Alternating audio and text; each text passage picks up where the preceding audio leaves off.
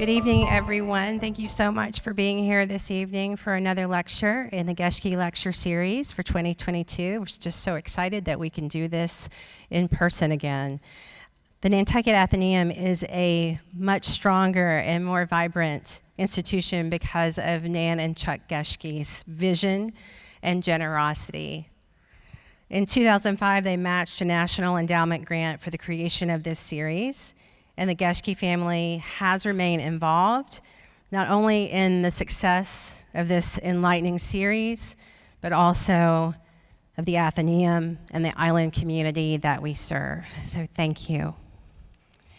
Kitty Pilgrim has her degree in political science, economics, and Russian studies, and a master's degree from Columbia University's School of International Affairs.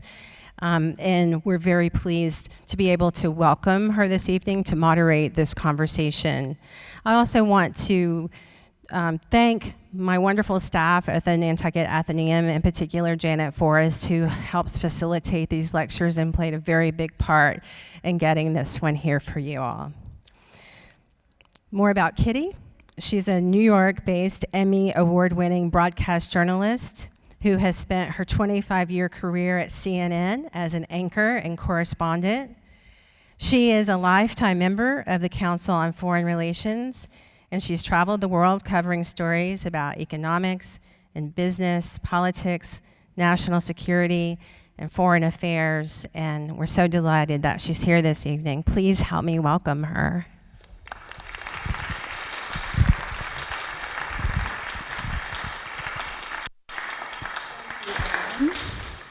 Thank you, Anna, and thank you everyone for showing up. What a turnout, and I know it's not for me, it's for these incredible people.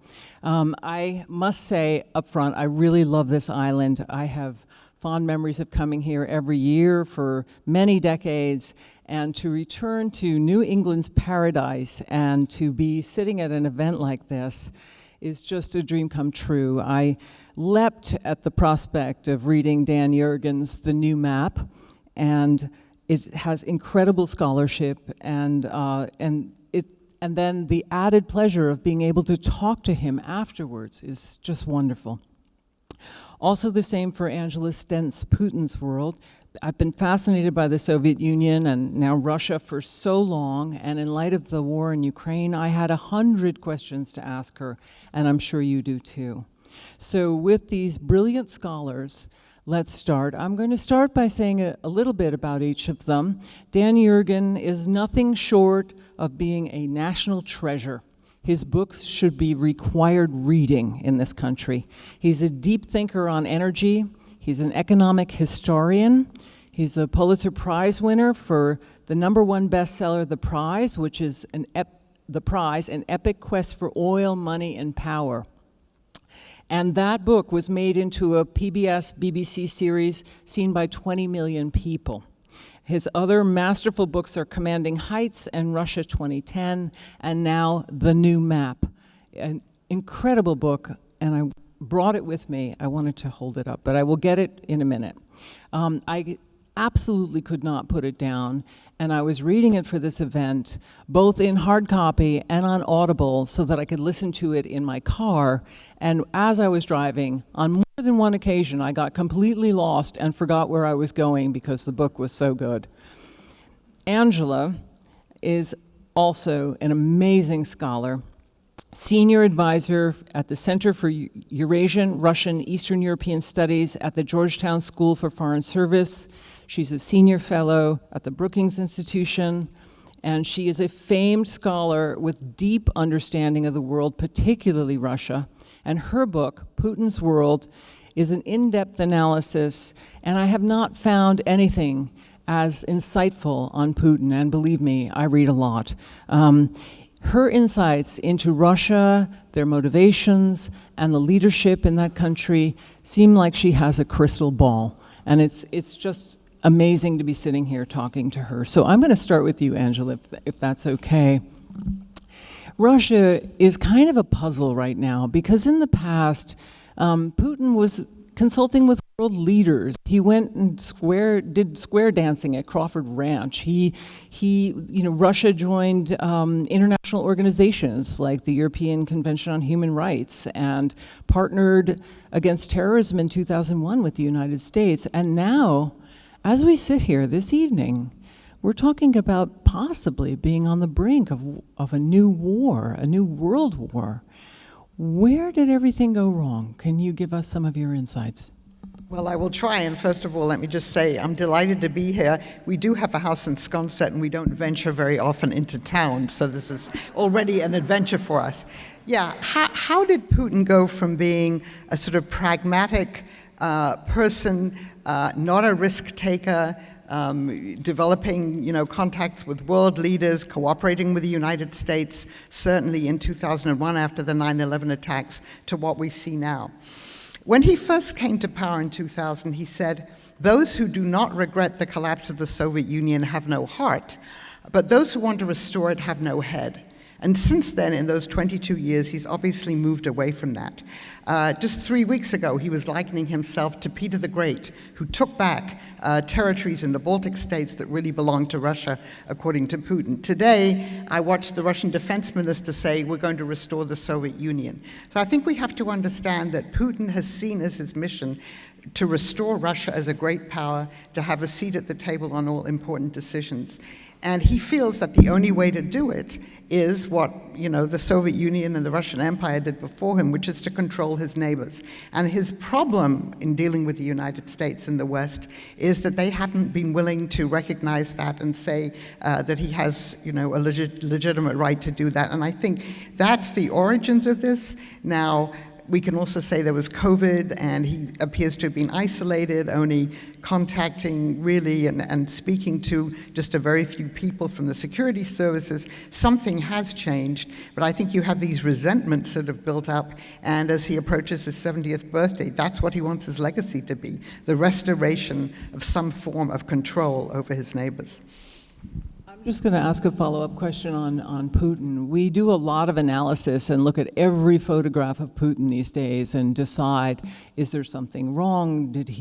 Where did things go wrong? Do you see this? And you also caution in your book not to assume Putin equals Russia, that there's other leadership in the country, and that we shouldn't put it all on one leader, that this is a broader issue. So how much do you scrutinize Putin and his mindset and well-being, and how much do you look to the broader picture, the historical references of Russia? Well, this is a very highly personalized system, the Putin system, if you like. It's more personalized than it was under communism, certainly, because there are really no other institutions who can check him. But of course, he's not all-powerful, and I think the people who surround him from the military and the security services of a certain generation share his viewpoint and think Russia has a right to be a great power and to dominate its neighbors. I think there are younger people, even in parts of the bureaucracy in Russia, who have a different view, but they haven't obviously prevailed yet. But you have to say that in this war, still a majority of Russians, if we're to believe the polling, do support the war, and many of those who don't have left.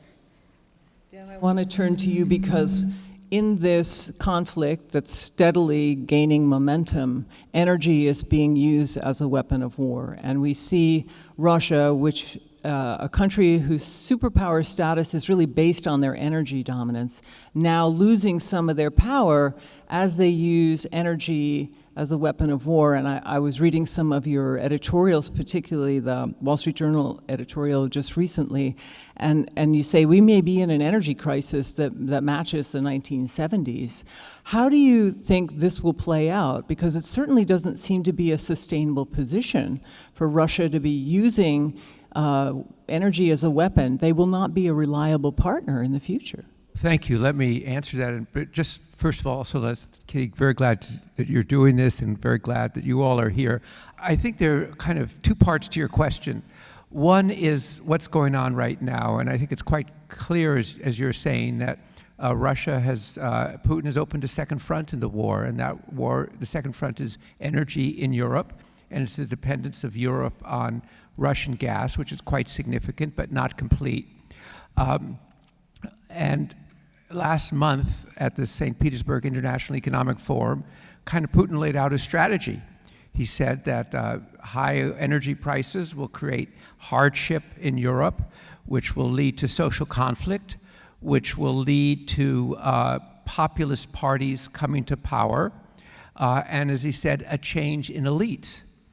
Well, the only thing he didn't say is he's causing the high prices. He's the one because he's manipulating the supplies right now. And we've seen it. We've seen in France where the National Rally, which is the very right-wing pro-Putin party, increased its seats 11-fold in the French Assembly. And we just saw it a couple of days ago in Italy where the elite is being changed. Draghi, Mario Draghi, who was the prime minister, is now stepping down. He was one of the key people supporting the coalition. He's stepping down. And Putin's idea is that one way to break the coalition is by changing the politics in Europe. But to take the second part of your question, Russia is an energy superpower. It has been, it is, but I think what you talked about, Kitty, is what's changing it, which is that the whole thing that the Soviet Union, Russia said is we're a reliable supplier of energy to Europe. You can count on us, whatever happens in the politics. That game is over. And Europe, with great difficulty, is saying we do not want to be dependent upon Russian energy anymore. And Europe happens to be the major market for Russian energy. So I think what happens that over a period of a couple of years, Russia becomes more of a dependency on China as its market. It will still be a very important energy producer, but it won't have that energy superpower capability, which right now it does, and it's exerting, but it's a wasting resource. You know, the next logical question to ask is Europe going to be able to reduce their dependence on Russian energy sources? Germany's already starting to make moves, which is very well outlined in some of your articles and your books. And also, will Europe be able to hold together and form a coherent policy, or will we get splintering that we've seen in the past? Let me answer the first part and then turn the second part to Angela. I think on the first part, it's going to be tough. I think that's one reason I think that we may, well, let me say, a lot of people ask me, is this energy crisis going to be as serious as the energy crises in the 1970s? Now, many people in this room actually remember the energy crises of the 1970s, but many people who asked me that question were either watching Sesame Street or were not yet born. So the idea is that, and I think there are a few of them here, but it is the iconic notion of a really severe energy crisis, and we could be seeing that. What might mitigate it is the Federal Reserve if we have a recession and it takes the pressure off energy markets, but otherwise, I think the next few months, it's a race between Russia and the Europeans, and in particular Germany, to see whether the Europeans can fill their gas storage so they can get through the winter. Putin wants to prevent them from doing that. The Europeans are trying to do that. They say it's going to be tough. The leaders actually is Germany, and the economics minister in Germany, who does warn that if things go badly, he said the other day, it could be a Lehman Brothers style contagion crisis. I mean, so the next several months are going to be really dicey. On the second part of the question about the European holding together, Angela, you know those politics well. Yeah, I think it's going to be increasingly difficult to hold the Europeans together. Even now, you can see that countries that are less dependent on Russian energy, particularly in southern Europe, don't want to be bound by the same constraints to cut back on their energy than a country like Germany, which in retrospect became excessively dependent on Russian gas, even though at the time they didn't realize that. You also have voices in Europe, and particularly in Italy, but other European countries too, who are saying, let's, tell the Ukrainians they have to sit down with the Russians, let's make a peace, let's start, lifting sanctions, we don't want to freeze. And there are debates, I read debates in the German press about, are we going to freeze in the winter? So it's going to be very difficult to hold, I think, this quite remarkable coalition together, Europe, the US, and of course our Asian allies too, but particularly in Europe, because people are faced not only with inflation and very high gas prices, but with the real prospect of freezing in the winter. Actually, just to say, that was one of Putin's 4 miscalculations, the other being that his army would do really well, that the Ukrainians would welcome them with flowers, that the United States, a divided country, would not be able to get its act together, and that Europe would fold because of their dependence on energy. So I think it's been really surprising, actually, the success of this coalition, but it's not a coalition of the whole world. And yet we've seen in the course of this very short conflict, it's just been, 5-6 months, Russia is relentlessly grinding down Ukraine. That's not to say it will succeed, but will Russia succeed in grinding down the West and its political will? Do you think that there are things that we can do in the West to counter this threat? And the big question in the room, of course, is will this become a wider conflict?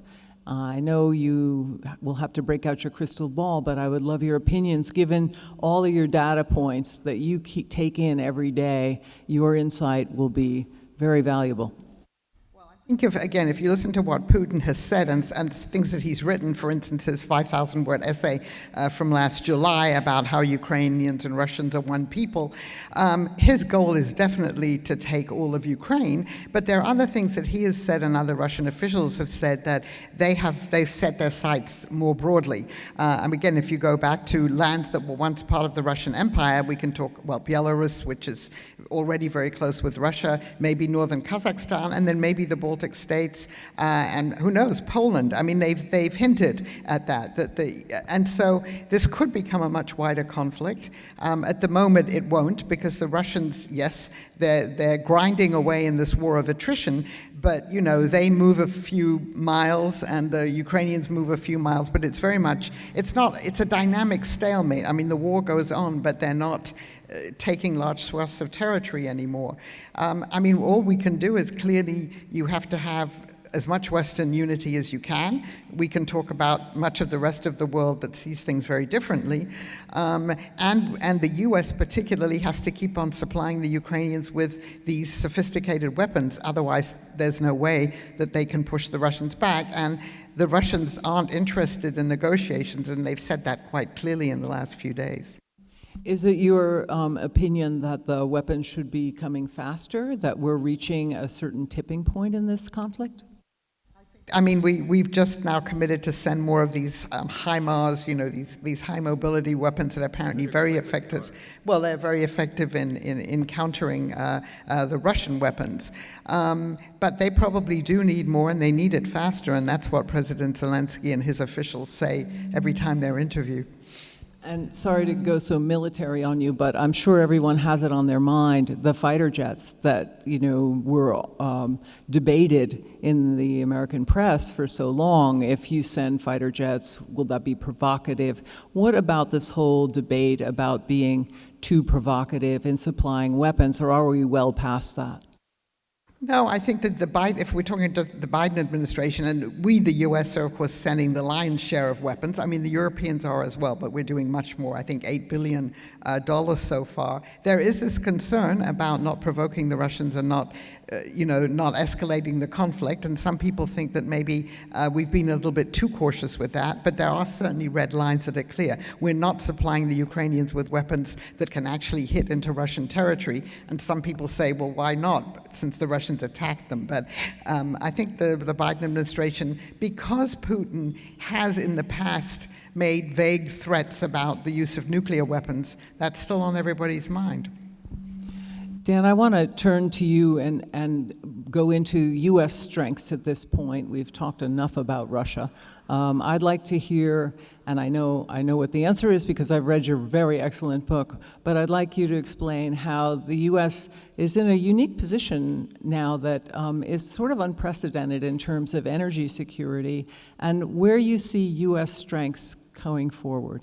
Well, I think some of you may have seen I had a piece in the Wall Street Journal a couple of weeks ago where I said that the amnesia about energy security has ended because I think people just sort of forgot about it. What used to be the situation, we had 8 presidents, starting with Richard Nixon and ending with Barack Obama, all saying that the U.S. should be energy independent, and it was a big fat joke. that in fact it was a joke on late night comedy shows, that people made fun of it, and it just seemed not to be possible. And as late as 2008, the United States was importing 60% of its oil. Well, lo and behold, the shale revolution came along rather unexpectedly and transformed the energy position of the United States.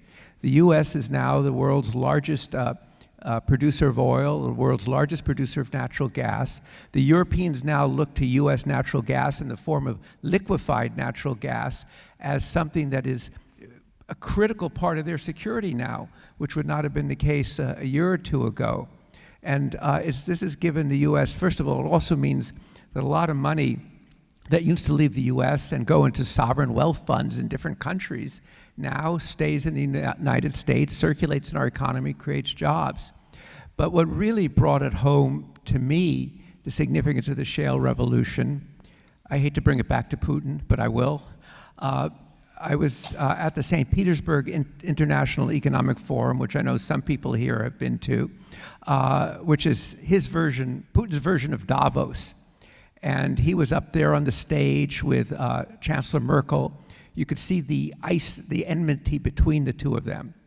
And then I was told, well, you should ask the first question. So I asked the normal question that always got asked about Russia over a couple decades. What are you going to do to end your overdependence on oil and gas revenues? But by accident, I mentioned the word shale, and he started shouting at me. He said, shale is barbaric, it's terrible, it pollutes the environment. And I'd like to assure all of you tonight that being shouted at by Vladimir Putin in front of 3,000 people is a very uncomfortable experience. I got as low in my seat as I could and slunk out. But afterwards I thought, well, why didn't he like shale? Well, there are two reasons. One, because shale gas, shale energy, U.S. shale gas would compete with Russian gas in Europe, and that was a really big deal. And secondly, he recognized that it would give the U.S. a different position in the world. It would give it flexibility and strengthen the position. And I'm on the think tank for the Indian government for energy think tank. And I could see that the much improved relationship between India and the United States, one of the foundations was that we were exporting oil and gas to them, and that was unthinkable. So this is a really, really big change. But because we didn't have to worry about imports anymore, everybody forgot about it and didn't realize how important it is. And it was brought home to me. We, just to go on for 1 second more, we do this energy conference every year in Houston called CERAWeek, and we had the energy secretary there, Jennifer Granholm, in March. And there she is from the Biden administration standing up there telling the oil and gas people in the audience that they should produce more oil and gas. There's President Biden promising the Europeans, we're going to ship you more natural gas in the form of LNG. What a change. Yes, that brings us to the whole green energy and renewable energy debate. We were going in one direction and suddenly had to take a quick turn because of this situation. How do you see that playing out? It's a hard policy decision to make. I think it is. It's been a challenge for the administration in particular because they have the progressive wing of the Democratic Party that wants one thing, and then, but being in power, they have to deal with reality. They have to deal with security. They have to deal with the economy. And so really, I think it's really both directions. I mean, the cost of solar has come down enormously. I was wondering how the Planning Commission in Nantucket, whether it allows solar on people's roofs. Does it? It's a struggle. Okay, I just wanted to, because I didn't see many solar panels on roofs, but anyway, but in other parts of the country, solar's come down. Most of the new electric generating capacity that utilities are going to build in the United States is going to be wind and solar, so it continues. And you know, I even see Teslas here on the island. So, you know, electric cars are growing. So that's all happening. But at the same time, it turns out that, you know, we don't have the complete B, so you can't just give up A and think that the B is going to be there. And that was the gap that was coming. And so, you know, so it's been a challenge for the administration to do both, but basically that's what they're doing. I really have to get to China because we can't leave that out of this discussion, especially in terms of the alliance with Russia and the uncertainty of how much China will be invested in Russia's plans in Ukraine. Also, they have a very strong energy relationship now. So Angela, let me start with you.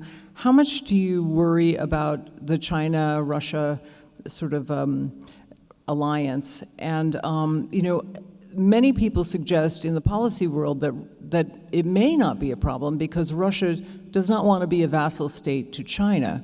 And yet, for a while, they may need each other. So where do you come down on this? Yes, well, for the people who say that Russia doesn't want to be China's junior partner, that ship has already sailed.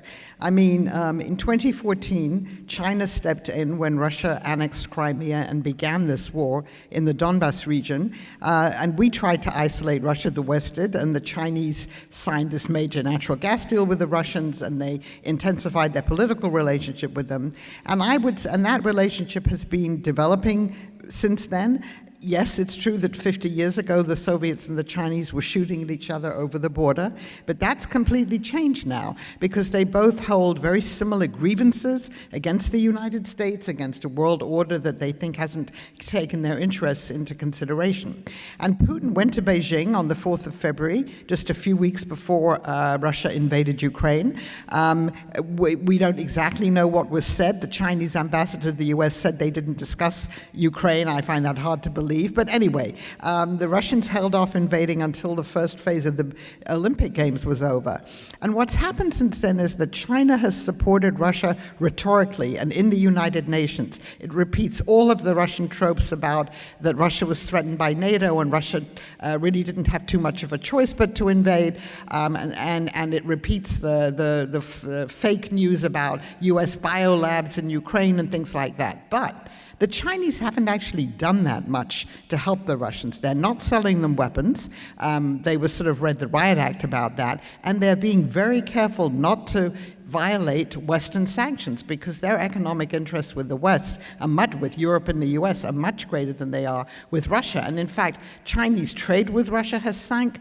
The Belt and Road project, the Russians were involved in, the Chinese have invested nothing in that recently. So they're being very cautious. We understand that they don't like what they see happening in Ukraine, but on the other hand, they're not going to abandon Russia. And I think you have to remember that for the Chinese, the nightmare is going back. If you think about the Nixon-Kissinger era and the opening at that point when the US wanted to isolate the Soviet Union. And for the Chinese, they worry that a leader who comes after Putin might, it seems fantastic for us to think about that, but a post-Putin leader might reassess his relations with the West and with China and might decide to repair relations with the West. And the Chinese fear then sort of Russia and the US together against China. So they don't want Putin to lose this war. They're going to continue backing him up, at least rhetorically, even though they do have concerns. And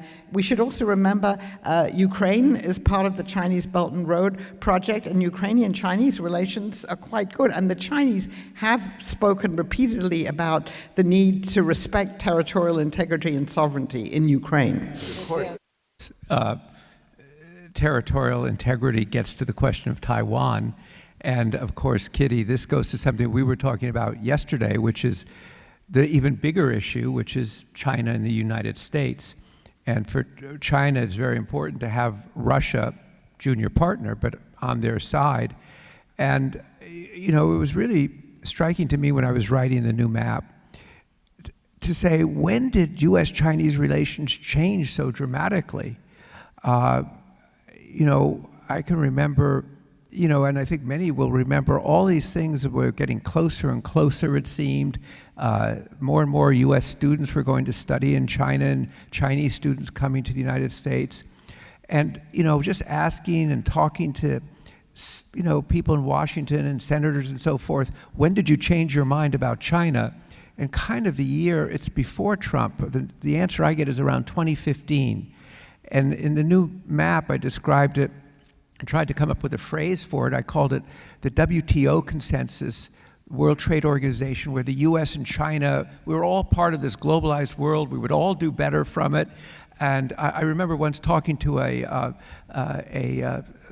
Silicon Valley venture capitalist that said, you know, if you have a business plan for Silicon Valley, you have to have a Chinese component too. No way today. And you know, we've gone from that to this era of great power competition, strategic rivalry. You look at who is the U.S. and the Chinese respective militaries orienting themselves against each other. And there is, Angela, you talked about territorial sovereignty. The Chinese say their territorial sovereignty includes Taiwan. And so I think really that's the great issue for statecraft in the next several years. So get your questions ready. I'm going to come out to the audience in a minute, but I can't let the Middle East go. We just had President Biden make overtures to Saudi Arabia. We had President Putin in Tehran. Where is this equation going to end up? And the fact that the energy power politics, as you point out so aptly, are shifting, is it as important? Well, I mean, it's not like at one point when the Middle East was the only game in town, but you have seen, and part of the reason we have this energy crisis is for the term I came up with is it's preemptive underinvestment. You just haven't had enough investment. People drilling exploratory wells, I'm getting a little, nitty-gritty here, but we're back to the level of the 1940s in terms of activity. So the energy markets are very tight. They're very tight.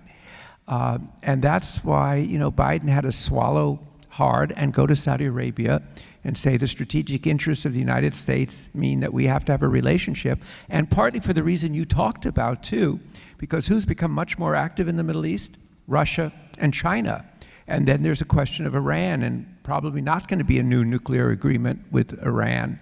And so I think actually what you just positioned, the juxtaposition of Biden in Saudi Arabia and Putin in Tehran kind of tells you about a dividing world.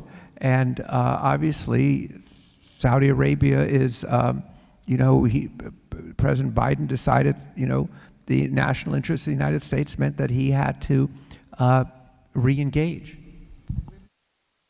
Dean, I mean, Russia has gone back into the Middle East. It withdrew out of the Soviet collapse. It's really been the only great power there that talks to all protagonists and antagonists on all sides of all debates. It's developed close relations with Israel, with Saudi Arabia, and with Iran. I think there you see Putin definitely making the choice, in this post-Ukraine world, new alliances. I mean, the Iranian-Russian relationship is complicated, but obviously the Russians are now trying to get these sophisticated drones from the Iranians, and Putin has managed to bring Turkey and Iran together, and they're on very different sides of the war in Syria.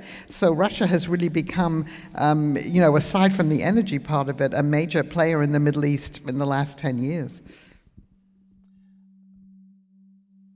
Okay, it's your turn. Anyone have a question? I'm going to walk this mic over because I think that doesn't work. Let me just walk this over. I have two questions. First question is, the energy fields in Siberia, up in the permafrost, very technical, Schlumberger, Halliburton, everybody's walked away. Do you see those continuing to be able to pump to China, or are they going to be degraded and come offline from this year? And then the second question is, what do you think about the development recently where the Chinese are now trying to do fracking, because they have plenty there, they just haven't done it. I don't know if they're going to be able to do what George Mitchell did. Well, fracking, for those who don't follow it, is a shorthand for the technology for shale. I think that the Russians have a formidable energy industry, but there's been a flow. Their energy's flowed outward, but what's flowed in is technology and money and investment. So I think for a couple of years they can continue to coast. But then that's why I think going back to Kitty's question, their days as a superpower are going to erode. China has, China's kind of really worried about energy and energy security, really worried. They import 75% of their oil. The U.S. cut off oil to China in the Korean War, and they've never forgotten that. The whole South China Sea, for those who follow it, China's really worried that the U.S. Navy could interrupt all the tankers going to them. So they've looked at shale. But also, of course, the Chinese have pursued renewable energy. Half the wind turbines, half solar, half the world's electric cars are actually in China. In fact, I'm supposed to give a talk on green energy in China in 2 weeks, virtually, not going there. And ever since Xi Jinping has said that China is going to kind of by 2060 be carbon neutral, they're kind of saying, well, how do we get on board on that? But energy is for them, they never forgot about it. They never had amnesia about energy security.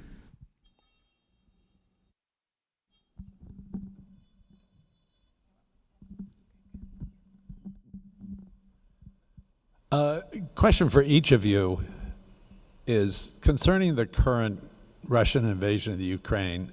What do each of you envision the scenario of cessation of hostilities looking like, realistically?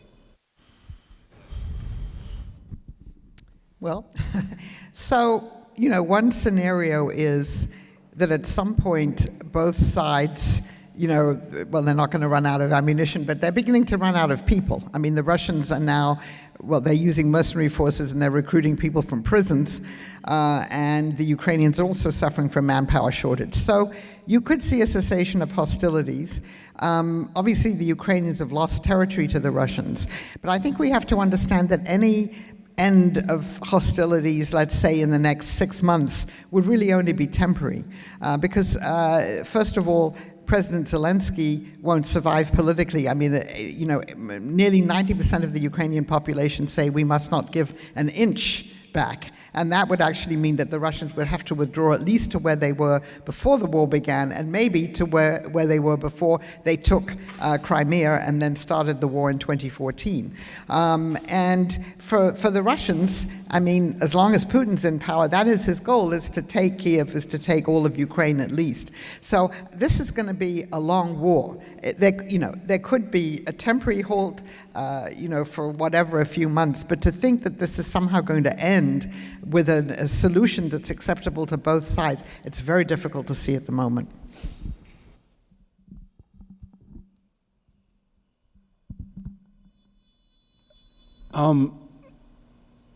Wouldn't Putin have sort of already won the Donbass area? And from reading your book, isn't that just filled with oil and gas? Well, the Donbass region is really the industrial. It's the kind of the Rust Belt. I mean, it's an important industrial. I'm not sure that it's got oil and gas. I mean, Ukraine does have natural gas. Actually, going back to that question, it has shale gas, but they never got it together to develop it. Some in the east and some in the west, but they're not a major producer. What it is the Donbass was really integrated with the Russian military-industrial complex. So it was really the heavy industry, and of course where the Russian-speaking people are. The question's way in the back. There are a lot of hands.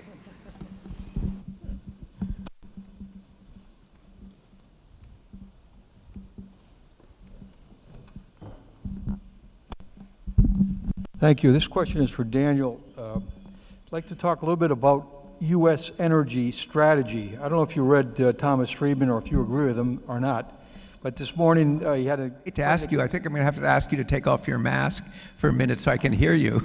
Okay, sorry. Is that better? Is that better Much now? better. Okay. I want to talk about, or I'd like to have you talk about U.S. energy policy. Thomas Friedman said this morning, the U.S. doesn't have an energy policy, and he made quite a few good points, and his opinion, of course, may differ than yours, but I'd like to hear what your opinion is. Do we have a strategy? And if we don't, what should it be? Well, I think I've seen so many efforts to have national energy policies and then events change.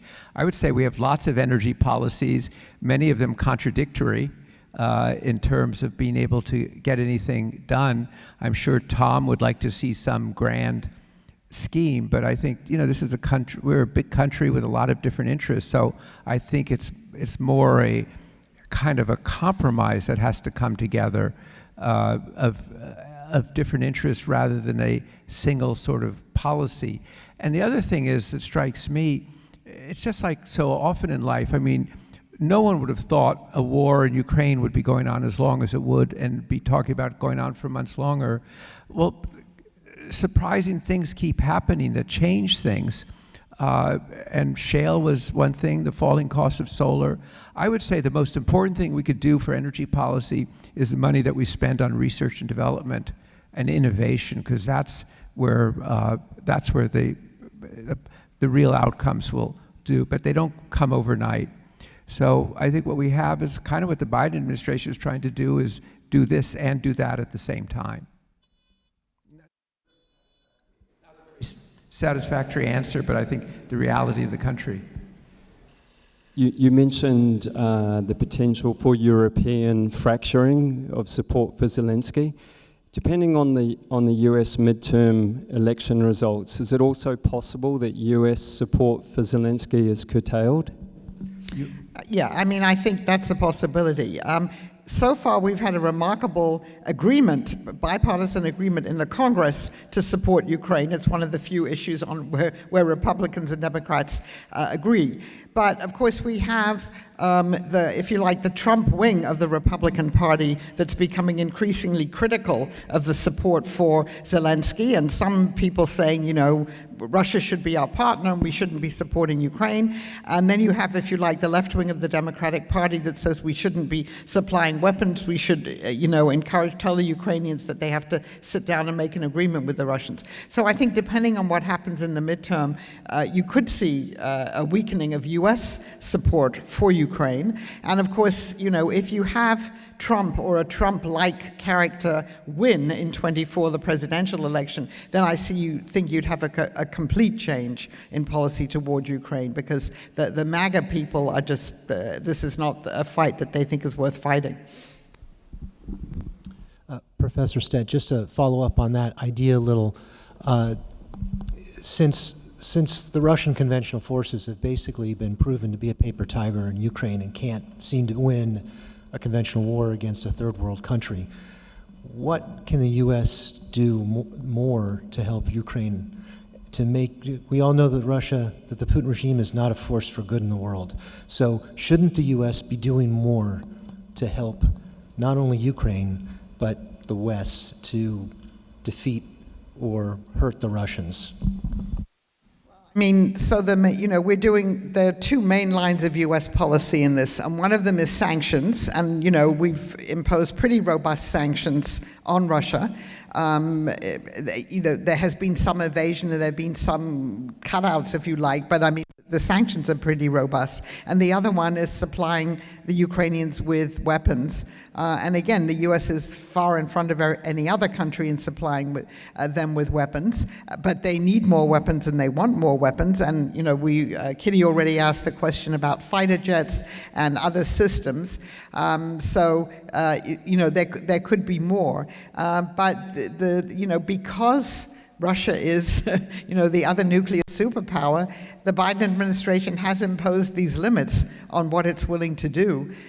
Because, earlier on, Putin did hint that, a tactical nuclear weapon, which, of course, can't hit the United States, but it can certainly hit countries in the region, might be something that would be used. And so because of that, I think there's this caution, which includes, of course, not sending U.S. or NATO troops directly to fight in Ukraine. And there's some people who say that, we're being too cautious with that, but I think no one wants to call Putin's bluff on that. So I think we have to continue doing what we're doing, but we're really only doing enough to help the Ukrainians, fight the Russians in this war of attrition and try and make sure that the Russians don't take any more territory, but we really aren't providing them with the wherewithal to win. But then we have to say, what does winning mean? And it's very hard to see at this point how Ukraine could actually defeat Russia. Angela, I don't know if you would agree on this, but I mean, Putin really, it would be cataclysmic for him to lose. I mean, it would be his whole position in raison d'etre. Yeah, but what does losing mean, right? Does losing, if they say, well, we control all of the Donbass, we can go home. I mean, they're not willing to do that, but you could portray that as a win. So, I mean, Zelensky would be out then, but yeah. Thank you for a great evening. This has been really wonderful, and welcome to Nantucket from Sconset. I wanted to just ask you, if you don't mind, adding to the discussion. You've not mentioned the impact of the potential for famine as a result of the nitrogen being cut, with natural gas supplies having to be parried between energy and natural gas. And I wonder if you could just speak to that, so we could get a better understanding of your perspective on the likelihood of famine and how that might be weaponized. Thank you. I think about 2 months ago, I was at a conference with the Egyptian energy minister, and what was on his mind was famine. Just saw a thing with the Indian foreign secretary, and they asked the question, what's your interest in this war? And he said, fuel, food, and fertilizer. So there is grave concern in Sri Lanka, is sort of the textbook case now of what happens, but Egypt gets 80% of its wheat from Russia, Ukraine, and of course natural gas is used to make fertilizer. But by the way, if the price of natural gas gets too high, then those companies that make fertilizer in England or Europe don't make fertilizer. So this the food crisis is both a result of the war, but it's also a result of high energy prices. Because by some estimates, 70% of the cost of food, this is really amazing, is actually energy, because it's not only fertilizer, but processing, transportation, growing it all. So I think you've pointed to, something that's really not an alarm in this country, but if you go into the developing world, very much a great alarm, and with very good reason. So I had a question for Daniel, and it was on energy. So the electric cars that we're using use up a lot of energy, and we also have a lot of microplastics too, which and they're kind of ubiquitous, basically, almost as the air we breathe. So microplastics have recently been also shown to get into our system, and we swallow about a gram of that. Is there any sort of health side effects to that? And it was recently reported from the medical school of Vienna. So is there any side effects to that? So is your question both about microplastics and electric cars? Yeah, well, electric cars actually, about 20 to 25% of an electric car is actually plastic to begin with. And of course, plastic is made from oil and gas. And then it depends upon how you generate your electricity. And one of the things, we just did a big study on copper, which is people may say it's kind of boring, but copper is the metal of electrification. And an electric car uses 2.5 times more copper than a regular car. So there are a lot of resource issues with a shift to electric cars, even as all the automakers say they're going to do that. And then there's this whole question of minerals that you need for electric cars and for electrification. And actually quite a lot of alarm has been expressed by the US government, the EU, the World Bank, the IMF about access, about will there be enough minerals. And that goes back to what we were talking about, because who tends to control the supply chains increasingly for minerals and rare earths? It's China. 42% of copper is processed in China. But on the microplastics question, I didn't quite get that one, but clearly we know no plastic bottles in Nantucket, and the drive is to make a circular economy where the plastic is recoverable and can be used again. And I think the big chemical companies like Dow and so forth see that as a mission that they have to do for the future. Under what scenarios might Russia and the rest of the world be free of Vladimir Putin? Well, Angela, that's a question for you. Well, you know, he's 70 years old.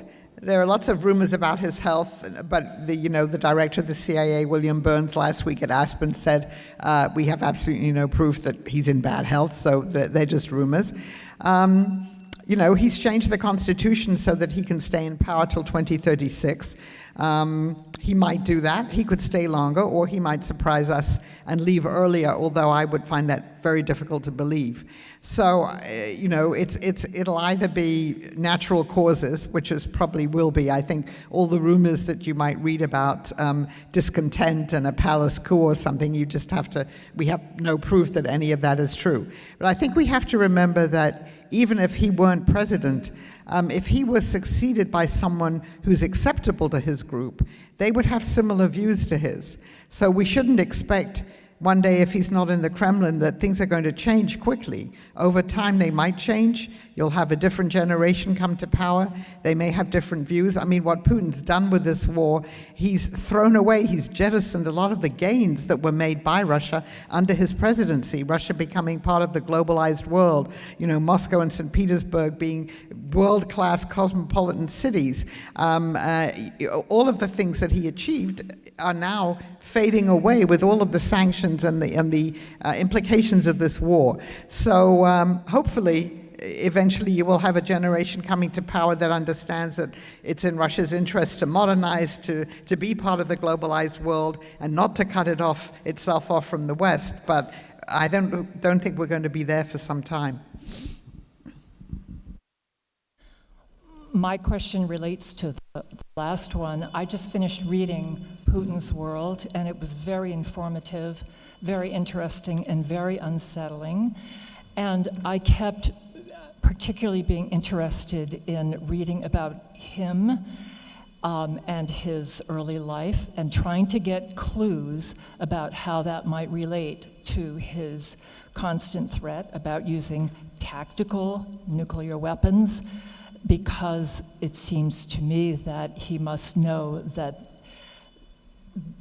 that's not a good end. And so I kept trying to figure out a little bit more about this individual's sort of psychological profile. Is there anything that you can add to that would be helpful? Thank you for the question. I mean, one of the ways that certainly he has been operating is to throw people off balance and to instill fear in people. So when he hints that, he said that a couple of weeks ago, we haven't even started in Ukraine, he said, so then we think, my goodness, what's coming next? Or he says, we're going to use things that you haven't thought about before. I mean, part of that is to intimidate. He comes from the KGB, and that's what you learn when you're in the KGB, is to intimidate. And he's been quite successful because there are, large numbers of people in the world who take that seriously. And if you read Russian military doctrine in the last few years, they do discuss the sort of limited use of nuclear weapons as being part of a scenario during a war. So to me, it's sort of intimidation, and it's hoping that if you intimidate enough, people will say, this isn't worth it. Let's sit down, let's, tell the Ukrainians that they have to sign a peace treaty, and then maybe this will go away, which it may not. But, we only know so much about his early life and his psyche, and a lot of it is based on interviews that he did when he first became president, which came out in a book called First Person, and then other interviews, that his school teachers gave at the time. And you have to realize that, of course, everybody creates their own legends. I mean, American politicians create their own legends too, but he's created legends about himself, and we don't know how true any of that is. And so that's just by way of saying this is a society that has developed under Putin, where most of the people in power come from the security services. It's very opaque, and there's a lot that we don't know, and it's also deliberately the way he has operated is to not be predictable. You never know what he's going to do next, what he's going to say next, and so it's unsettling to deal with that. I just was also thinking to add that, after for a lot of people, the Cold War ended, and to have Russia, as it did, become integrated into the world economy, and we've seen more integrated than people knew, to see, Russians moving back and forth, and Westerners going to Russia and everything, and just being part of the world economy, and basically, he's thrown that away. He's just thrown it away and closed off Russia again, and it's in a sense an Iron Curtain coming back. As we're sitting here in Nantucket, I'm thinking about how this used to be the center of the world energy industry through whaling, and I wonder if either of you can imagine a future when we're going to look back at oil and gas as a dim memory. In other words, asking the question, when does he age? Well, I think that it's something I thought a lot about when I was writing the new map and researched. I think what happens that we will see an energy transition go on, but I think it's going to be slower and more complicated. It's hard to change the energy foundations of an $88 trillion world economy, which gets over 80% of its energy today from oil and gas and coal. So I think the world will be using it, but it will be using a lot of other things more. Solar will be bigger, wind will be bigger.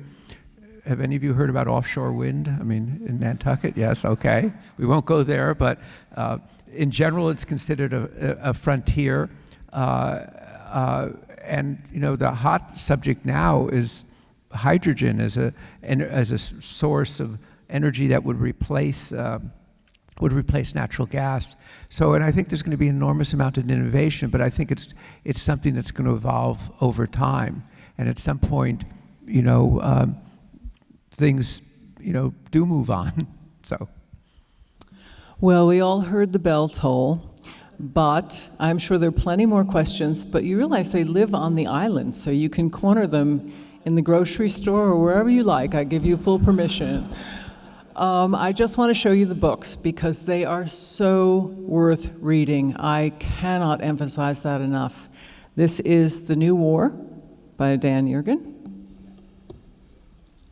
And you're not getting your hands on these because I'm keeping them. Putin's World.